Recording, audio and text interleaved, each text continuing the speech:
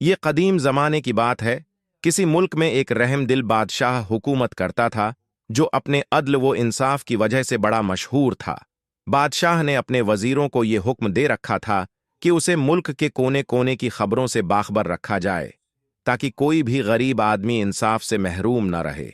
एक दिन बादशाह का वजीर समंदर के किनारे किसी काम से अपने काफले के साथ गुजर रहा था कि उसने एक बूढ़े आदमी को समंदर के किनारे के साथ साथ दौड़ते और ये कहते हुए सुना, मेरा खजाना समंदर के उस पार है। बूढ़ा आदमी दौड़ता हुआ कभी उस तरफ आता और कभी दौड़ता हुआ दूसरी तरफ जाता।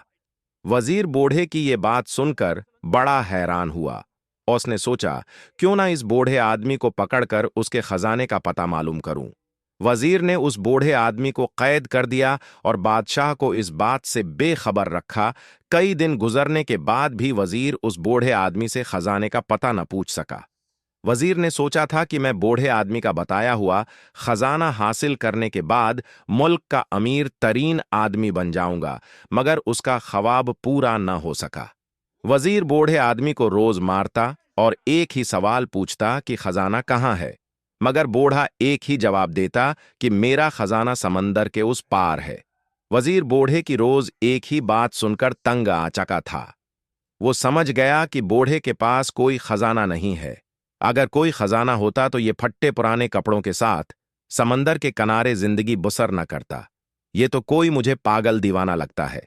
क्यों ना मैं अपने दिल की मैल को साफ करके ये सारी बातें बादशाह सलामत को बताऊं। हो सकता है ये बूढ़ा आदमी बादशाह को ही खजाने का पता बता दे या उसको पागल समझकर छोड़ दे। वजीर ने यह सारा मामला बादशाह सलामत को बताया। बादशाह ने अपने खादिमों से कहा, इस बूढ़े आदमी को साफ सुथरे कपड़े पहना दूं और खाना खुलाकर मेरे पास ले आओ। फिर बादशाह ने कहा, बाबा जी आपका खजाना कहाँ है? बूढ़े आदमी ने फिर वही जवाब दिया कि मेरा खजाना समंदर के उस पार है। बादशाह ने वजीर को हुक्म दिया कि बूढ़ा आदमी जहां कहता है उसे वहां ले जाओ। वजीर ने सफर की तैयारी शुरू कर दी। अगले दिन सुबह सवीरे घोड़े तेज रफ्तारी से दौड़ते चले जा रहे थे।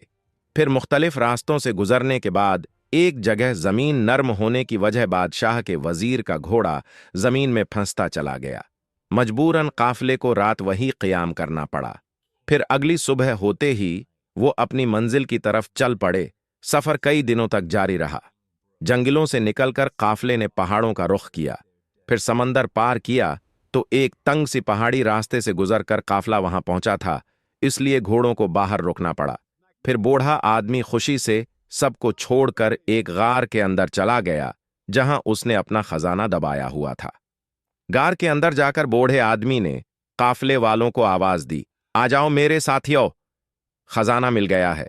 जब गार के अंदर आकर काफले वालों ने फटी पुरानी ढेर सारी किताबों को देखा तो वो हैरान हुए, क्या उस बूढ़े आदमी का ये खजाना है? मगर काफले वाले कर भी क्या सकते थे जब वजीर और उसके साथी फटी पुरानी किताबें को घोड़ों पर लाद कर बादशाह के महल में पहुंचे तो बादशाह बूढ़े आदमी की फटी पुरानी किताबें देखकर हैरान रह गया और दिल में सोचने लगा कि क्या बूढ़े आदमी का खजाना ये फटी पुरानी किताबें ही हैं।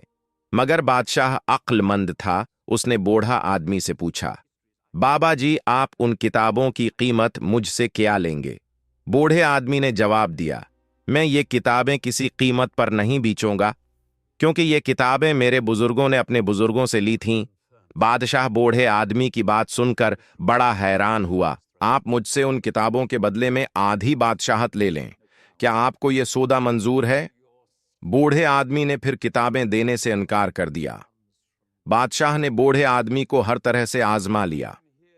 बूढ़े आदमी ने आखिरकार कहा कि बादशाह सलामत, अगर आप मुझे सारी बादशाहत भी दे दें तब भी मैं अपने बुजुर्गों की अमानत आपको नहीं दूंगा। बादशाह बूढ़े की बात सुनकर बेहद खुश हुआ और कहा कि इल्म बहुत बड़ी दौलत है। बादशाह ने बूढ़े आदमी की शागिर्दी अख्तियार कर ली और एक आलम का शागिर्द कहलवाने में फख्र महसूस किया।